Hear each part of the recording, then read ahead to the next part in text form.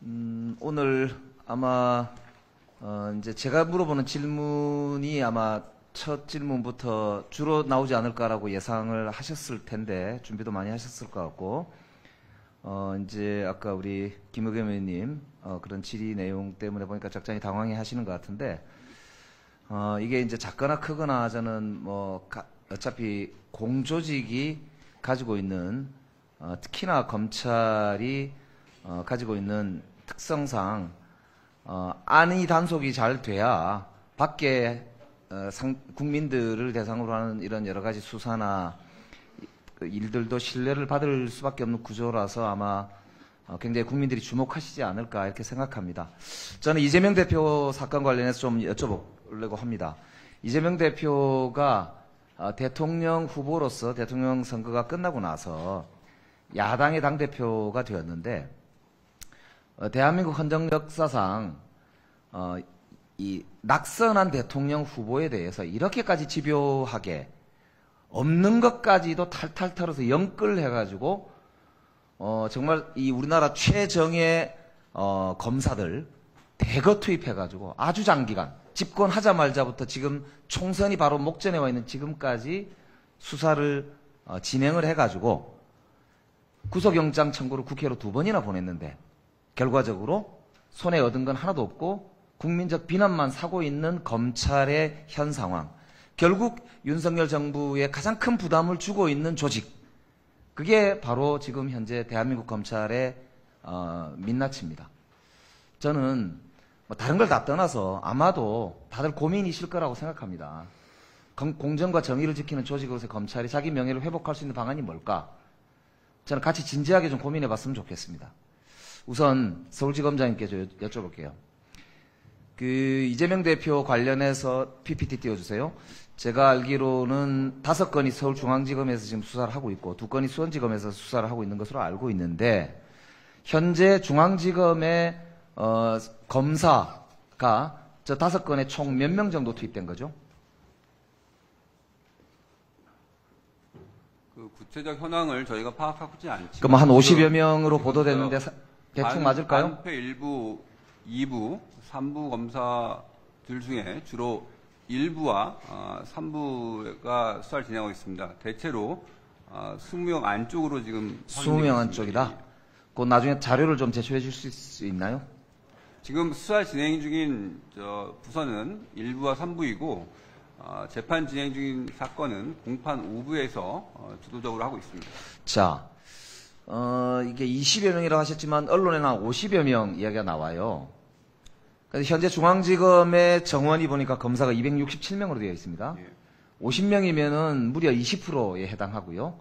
20여 명이 넘고 30명이 넘으면 10%가 넘어갑니다. 대한민국 서울중앙지검 검사가 한 명의 사건에 뭐 사건은 여러 개지만은 이렇게 10% 20%씩 투입돼가지고 1년 반 가까이, 물론 조금씩 기간은 다르겠습니다만 이렇게 장기간 수사를 해가지고 이렇게 빈털터리 수사 결과가 나와가지고 국민적으로 비난을 초래하고 있는 것에 대해서 저는 굉장히 참담한 상황이라고 생각하거든요. 2016년도에 잠깐만요. 2016년도에 박근혜 특검팀이 검사가 25명이었습니다. 수사는 70일 정도 했다고 하거든요. 이 박근혜 특검 같은 경우는 국민적으로도 상당히 뭐 칭찬도 받은 사람도 있고 물론 여러 가지 뭐 이렇게 가슴 아프게 생각하시는 분도 많겠지만 어쨌든 성과가 있었다라고 국민들은 생각합니다. 이렇게 된 직접적인 원인이 뭐라고 생각하세요? 일단 그러니까 홍준표 시장은 무능하다 이렇게 지적하던데요. 검찰 수사에 대한 평가는 다른 의견도 많이 있습니다. 그 의견에 동의할 수 없고요. 네. 그러면 말씀하신 모든 사건은 지난 정부에서 이미 수사가 시작된 사건입니다. 정확히 말씀드리면 이재명 대표가 국회의원 선거에 출마하기 전, 당대표에 출마하기 전에 이미 지난 정부에서 전부 수사가 시작된 사건이고 그때 검찰총장이 누구죠? 제가 와서 새로 그때 시작한 검찰총장이 누구죠? 제가 그 답변하세요. 답변하시죠. 그 당시에 제가 와서 시작한 사건은 유일하게 그러니까 지검장님한테 제가 뭐라고 하는 게 아닙니다. 그 당시에 검찰총장의 사실상 지휘권이 배제된 상태에서 지휘권 배제가 어떤 경우에 됐었죠? 이성윤, 이정수 지검장의 주도하에 사건 수사가 진행되었습니다. 아니, 검찰총장의 지휘권이 배제되는 건 매우 중대한 사태인데 지금 잘못 말씀하시는 거잖아요. 지금 지휘권이 말씀드리는 언제 거는 어떤 사건에 대해서 누가 배제시켰나요?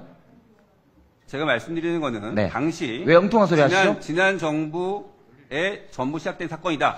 아니, 그리고 당시에 그러니까 그 이성윤, 당시에 윤석열 검찰총장의 이정수 수사 지휘권이 검사장 배제된 게 얘기했습니다. 누구에 의해서 어떤 사건에 대해서 됐나요? 아까 말씀하셨잖아요. 답변해 총장의 보시죠. 지휘권이 배제된 사건은 잘 아시는 것처럼 뭐 도이치나 이런 사건들이 있었습니다. 그러니까 그게 지금 제가 물어보는 거와 무슨 상관이 있습니까? 왜 엉뚱한 소리 하세요? 아까 말씀드린 거는 사실상 그러니까 이렇게 엉뚱하게 답변하시면 안 된다 이 말에 국민들이 보고 계세요. 엉뚱하게 답변드리지 않습니다. 아니, 제가 물어본 게 그리고 이 이재명 대표의 수사 과정에 대해서 결과에 대해서 물어봤는데 왜 윤석열 대통령의 친인척 문제에 대해서 말씀드렸습니다. 제가 물어보지 않습니까? 지금 물어보는 것에 대해서 답변을 좀 충실하게 해주시면 좋겠거든요. 자, 이렇게 다시 수사팀 규모도 이례적이지 않습니다. 네, 좋아요. 그런 주장하실 수 있습니다.